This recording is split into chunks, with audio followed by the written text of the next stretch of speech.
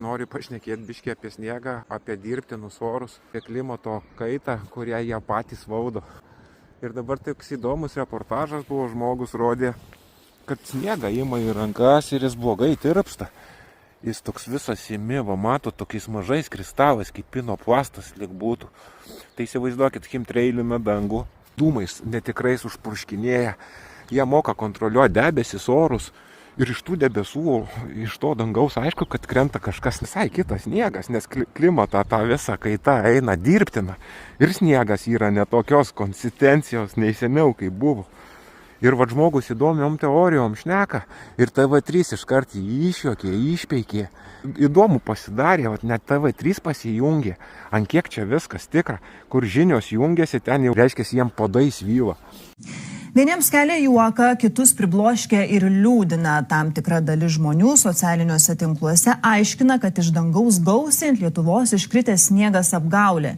Jiems atrodo, kad šis sniegas kitokios struktūros nei anksčiau, netirpsta paėmus į rankas. Sąmokslo teorijų skleidėjai dalijasi patarimais, kaip garinant actą išsklaidyti dirbtinius debesis. Balto sniego paklodė jau nuklojo mūsų šalį. Vieni džiaugiasi žiemos pramogomis, kiti plušo nukasinėdami gatves ir aikštes. Visgi nustebsite sužinoję, kad šis tarp mano rankų tirpstantis sniegas įtikina ne visus. Nes lyja, sninga, nežinau kaip pavadinčiau šitą reiškinį, tarsi putplasčio gabaliukais, cheminių junginių. Socialiniuose tinkluose sąmokslo teoretikai platina štai tokius vaizdo įrašus, kuriuose įrodinėja, kad gausiai Lietuvoje iškritęs baltas sniegas apgaulė. Tai pasidalykit savo prisiminimais, ar jūsų laikais būdavo toks sniegas. Nes va iš šito dirbtinės orų kontrolės dangaus tikras sniegas kristi negali. Ir panašu, kad tokios idėjos randa savo auditoriją. Šie vaizdo įrašai socialiniuose tinkluose surenka šimtus tūkstančių peržiūrų, o komentaruose žmonės demonstruoja, kokius eksperimentus patys atlieka su sniegu. Patyrinėsim sniegą. Štai šio įrašo pradžioje autorius aiškiai konstatuoja, tai dirbtinis ant mūsų dirbtinai barstomas sniegas, kuris netirpsta rankose. Visgi įrašo gale gniūžtė ryškiai aptirpusi, o ant grindų telkšo balutė. Tačiau viskam galima rasti paaiškinimą. Ir dabar matot, ranka yra šlapia, bet tas sniegas tirpsta tik tada, kai tu stipriai jį spaudi.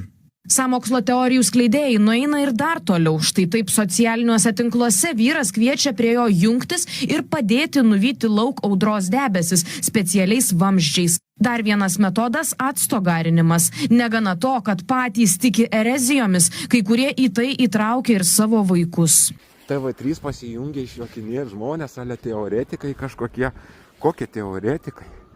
Viskas moksliškai aprašyta. Juoda ant balto parašyta, vieno inžineriniai orai, kaip dirbtinai gali keisti kaitą gamtos temperatūras, įnešinėti ligas per orą, ko mums chemtrailina tas dangus pastoviai.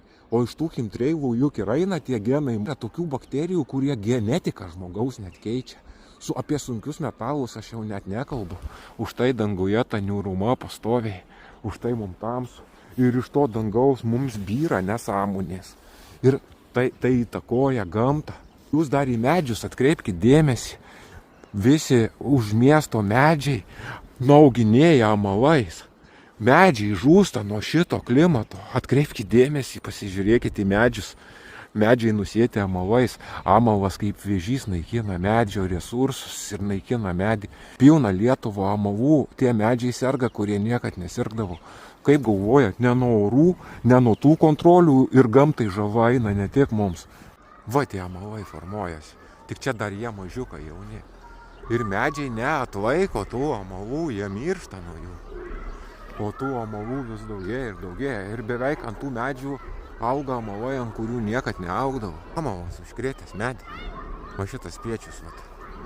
Suprantat, kas vyksta? Medžiai serga ne tik mes. Visa gamta kenčia nuo jų tos dirbtino klimato, tų kaitų.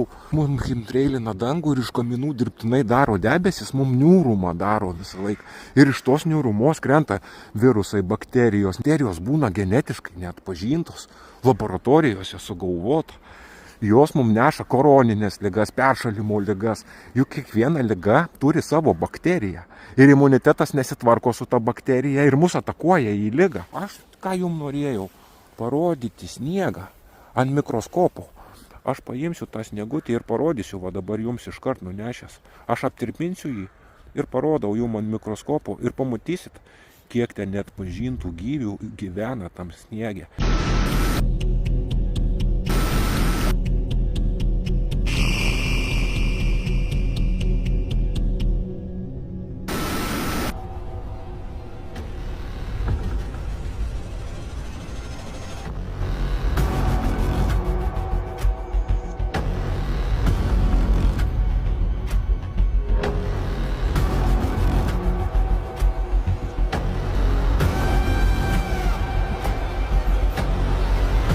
Apie šitą užterštą ir dirbtinį sniegą, apie tuos dirbtinius orus ir šiaip apie tai, kas čia vyksta pas mus ant žemės.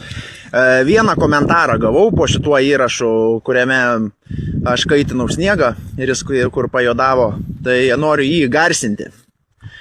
Vienas vaikinukas jį parašė. Aš dirbu įmonėje, kuri gamina tą sniegą ir chemtrailų skystį. Akcininkai yra susiję su Sorošu ir Geitsu.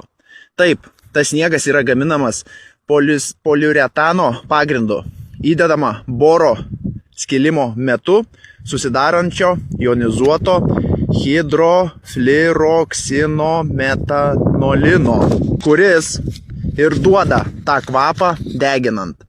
Visa tai daroma, kad kontroliuoti orus. Toks sniegas atspindi visą saulės šviesą. Todėl pastaruoju metu yra taip šalta. Ir pabaigoje jis komentaro parašo, kad jam už tai gali grėsti pavojus su šitą informaciją, kurią jis pateikė. Tai pirmas dalykas yra pagarba tokiem žmonėm, kurie išdrįsta pasisakyti. Antras dalykas buvo daugybė pilotų, kurie darė tuos dalykus ir jie pradėjo viešai apie tai šnekėti, nes jie nebegalėjo pakęsti tos vidinės kančios.